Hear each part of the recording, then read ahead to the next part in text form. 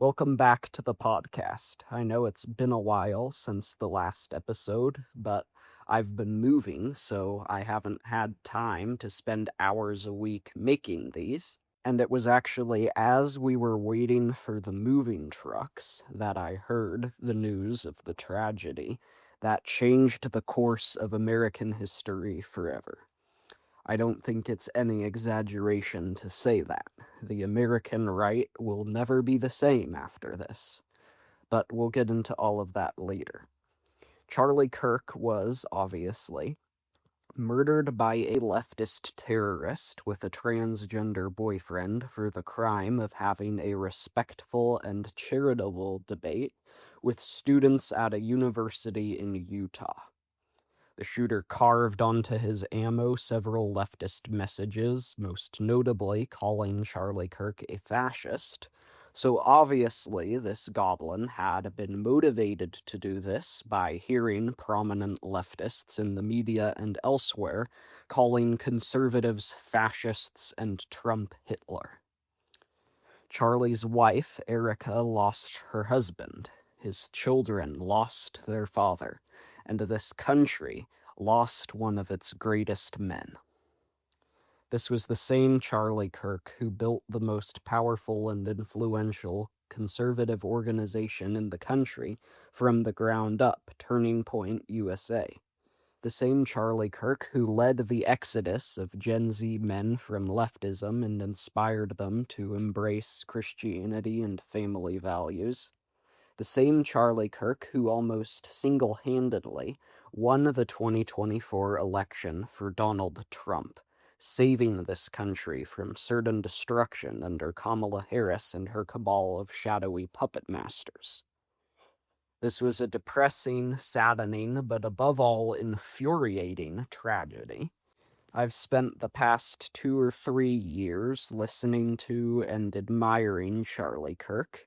I listened to his show regularly, I watched his debates, and I was on the edge of my seat with my family watching his live stream coverage of the election for 10 hours or so straight.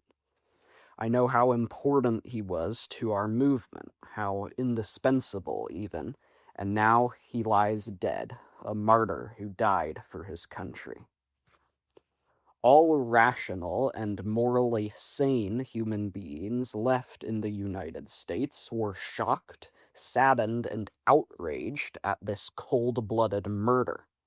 They've set up vigils and memorials for Charlie Kirk all across the country, and even in some foreign countries.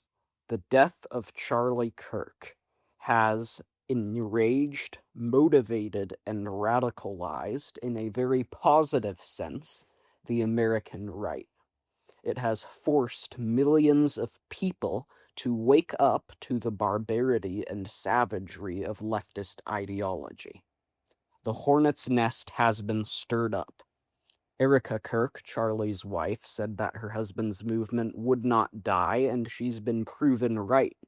Turning Point USA has received, 36,000 requests to start new chapters since Charlie's murder.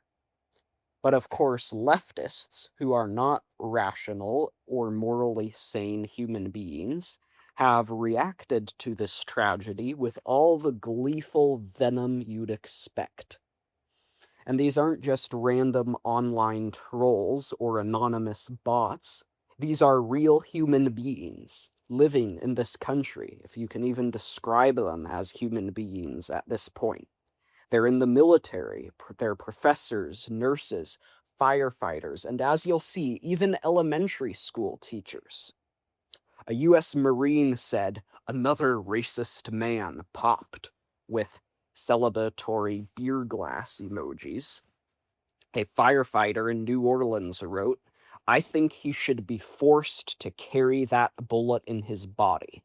That bullet has a right to be there, because it's a gift from God."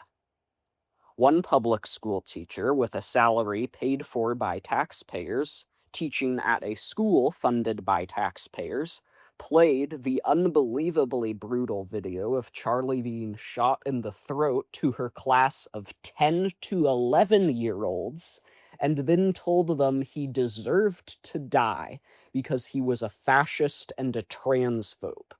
Yes, that really happened. Look it up.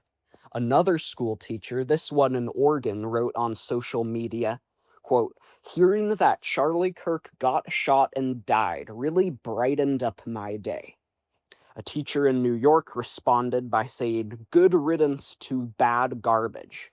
"One Nazi down," was the reaction another teacher in Iowa had to a husband and father being brutally executed in front of the whole world. Another teacher in Florida said, "This may not be the obituary we were all hoping to wake up to, but it's a close second for me. One less evil person on this planet." In other words, she was really hoping Trump would be murdered, but she's still really, really ecstatic that Charlie Kirk was shot.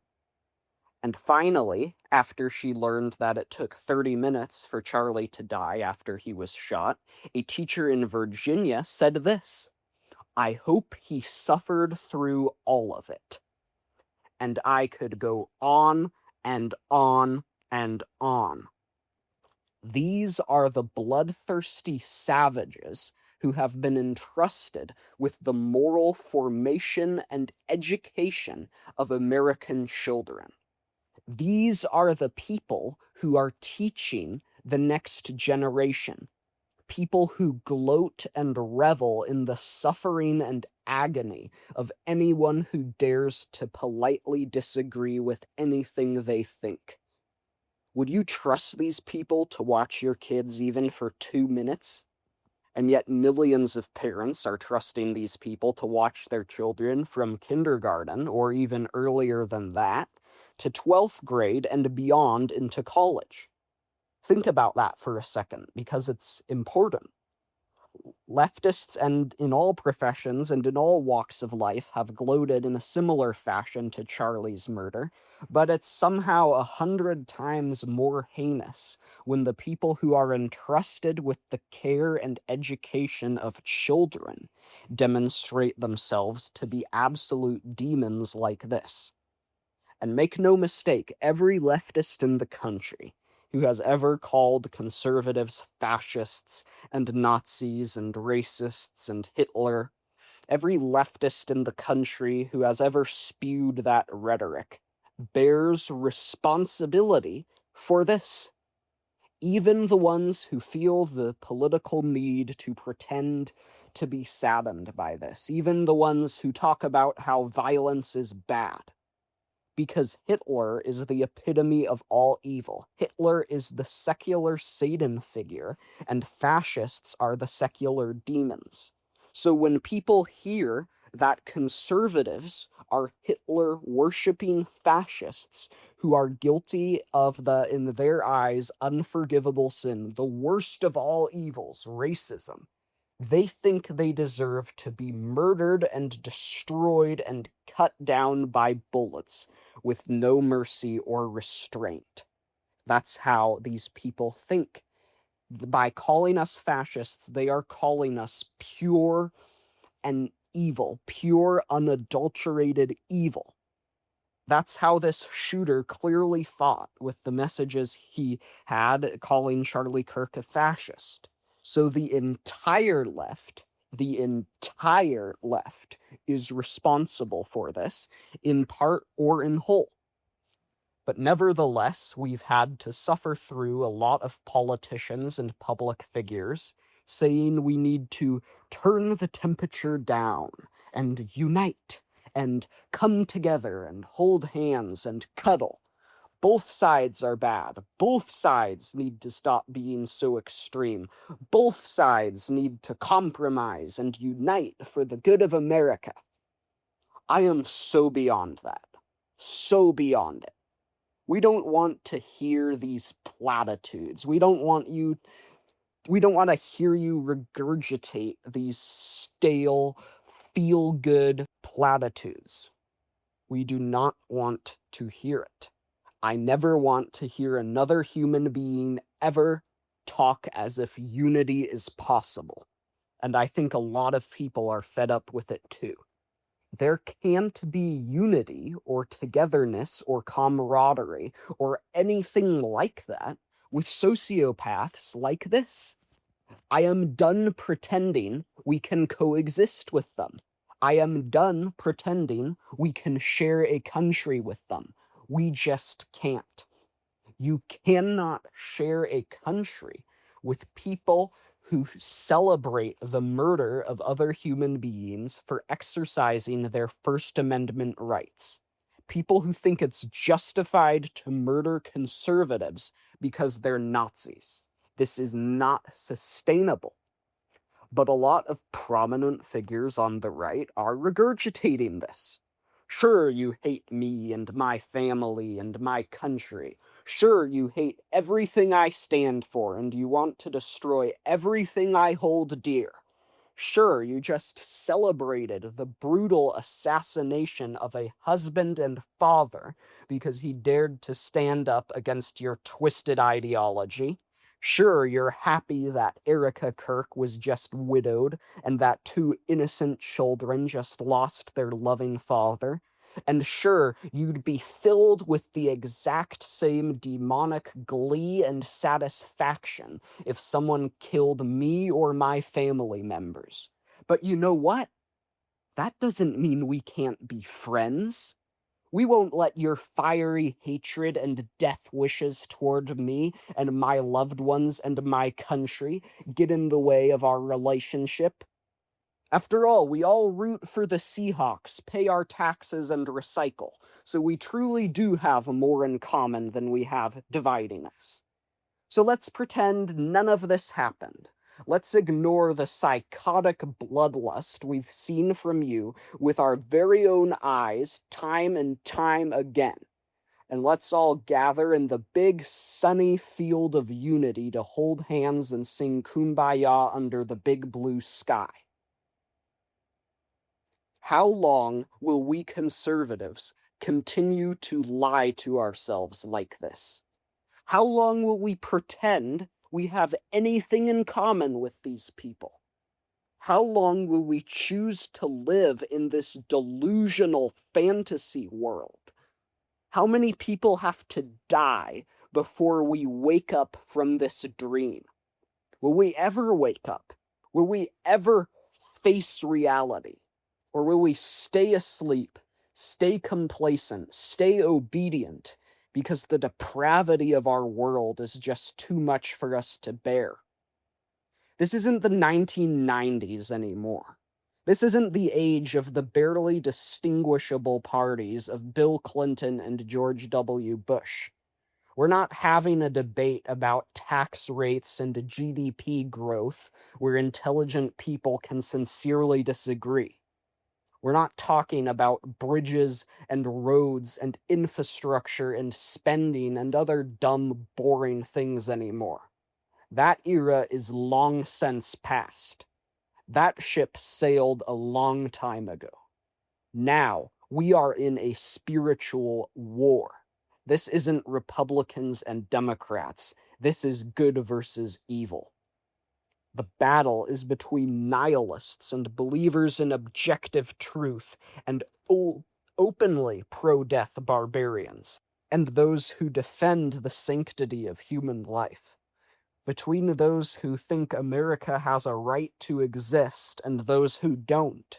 Between gender cultists and defenders of biological reality. Between goblins who will murder you without any hesitation for politely disagreeing with them, and between those human beings with actual souls who would never ever think of doing something like that. Because that's the thing about leftism. It's not just another point of view. It's not a deferring opinion or a different way of looking at things or another perspective. We don't have any obligation to respect it, or to compromise with it, or to pretend it's a legitimate worldview any half-sane human being could hold. We can't kill it with kindness. We can't defeat it with open dialogue and debate. That's what Charlie Kirk did, with incredible skill and in a very respectful and charitable and merciful way. Very logical, very fact-based. But that didn't stop them from killing him. In fact, that was why they killed him. Because they know that their worldview collapses under the slightest logical scrutiny. Because they know that the only thing that can uphold it is brute force. Modern leftist ideology was born in violence. It was born from the French Revolution, one of the most savage revolts in human history. The leftist Jacobins ruthlessly exterminated anyone they could lay hands on who dared to object to their ideology. Men, women, and in some cases children. They rounded up and executed around 2,000 priests and hundreds of nuns, along with monks and any other Christians they could lay their hands on, through guillotining, drowning, and mass shooting. Then they went into the churches, they went into the cathedrals, and they destroyed crucifixes and crosses, and they rededicated them to the cult of reason. All Christian symbolism was purged. All pictures of Christ and Christian heroes, all crosses were removed, and images of pyramids, the sun, and the all-seeing eye replaced them. Then they would worship the goddess of reason, erect altars to nature and liberty in torchlit Masonic ceremonies. You bowed to the revolution, or you were carted off to the guillotine. That's where leftism came from, and it's only gotten worse since its birth. Leftism is and always has been an anti-life, anti-Christian, Satanist death cult. That is not an exaggeration. It is a religion whose god is the devil that celebrates and believes in the death and destruction of innocent life. Its holiest sacraments are the slaughter of unborn babies and the castration of children. 70 million unborn children have been sacrificed on the altar of leftism in the US alone since Roe versus Wade. 10 holocausts worth of innocent human beings, literally torn limb from limb and tossed into the trash can like garbage. And more are being butchered as we speak. The only reason we have coexisted with this for any length of time is because it hides under layer after layer of euphemisms, lies, and distortions, like choice and affirmation and love and tolerance. But when you see through the euphemisms, you realize that leftism is pure evil, and you cannot compromise with evil. You must banish it back to the pit of hell from which it came.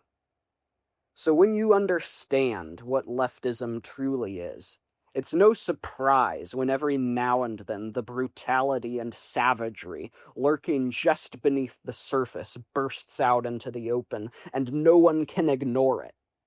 It's no surprise when these people murder Charlie Kirk in front of our eyes, try to kill the president, or mow down Catholic kids at school and then mock prayer. None of it is a surprise.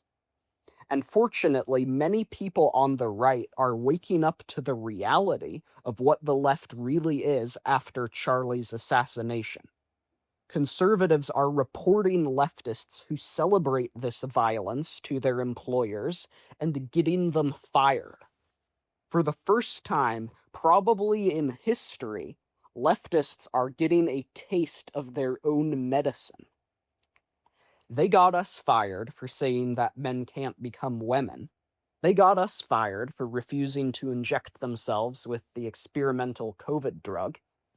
And now they will be fired. And now they will lose their careers. And now their lives will be destroyed because they are gloating in the bloody murder of an innocent husband and father. This is the way it should be. This is what they deserve. I want every single person who celebrated this to lose their job. Every last one of them. If you gloat in this, you deserve that fate 1,000 times over. And J.D. Vance, yesterday, just publicly encouraged every conservative in the country with a coworker who celebrates Charlie's assassination to report them to their employer and see to it that they are fired. This would be impossible before, absolutely impossible. A conservative vice president encouraging conservatives to get Marxists fired. It's too good to be true, but we live in a different world now. Since Charlie died, everything has changed. Playtime is over. We're done putting up with it. We're done surrendering. We're done losing. We're done playing a game that's rigged against us by refusing to hold the left to their own standards. And obviously, you have people who have the audacity to call themselves conservatives objecting to this. The insufferable James Lindsay is one of the most notable examples of these people, but there have been many others as well. They think it's wrong to fire elementary school teachers who traumatize 10-year-olds with a graphic video of a brutal murder and then tell the class they're glad that happened to Charlie. You see, we're not allowed to fire those people. It says right there in the Constitution, somewhere, it's buried inside it somewhere, that we're required to keep paying these monsters with tax dollars, and parents are required to keep sending their children to be taught by these psychopaths. Because that's what George Washington would want, or that's what we're supposed to believe. That's what the Founding Fathers envisioned. It's cancel culture. You can't do cancel culture. You're adopting the tactics of the left. You know what? Maybe we are. Maybe we are adopting the tactics of the left. But we don't have a choice anymore. When someone sucker punches you as hard as he can, and then keeps landing blow after blow after blow, when you punch back, are you adopting his tactics? Yeah, you are. You're throwing punches just like he is. Same tactics. But you have no choice. Someone is trying to kill you. If you don't fight back, you die. Or if some homicidal maniac breaks into your house and starts shooting at your wife or kids, do you throw your hands in the air and let it happen because you don't believe in vengeance and fighting and you don't want to adopt his tactics? No. When everything and everyone you love is on the line, the time for philosophizing about kindness and restraint is over. Long past over. You no longer have the luxury of principles like that. You no longer have the luxury of being a pacifist, of being a coward. Not only are you justified in fighting back, you're morally obligated to. And you are nothing but a pathetic coward if you refuse to even try because it's scary and uncomfortable and makes your tummy hurt. This is the law of self-defense. It's something everyone used to understand. And it's something conservatives are beginning to understand once more. We're done losing. We are fighting back. We are fighting back to save our country. The era of Barney the dinosaur loser conservatism is over. The era of the serious right has begun.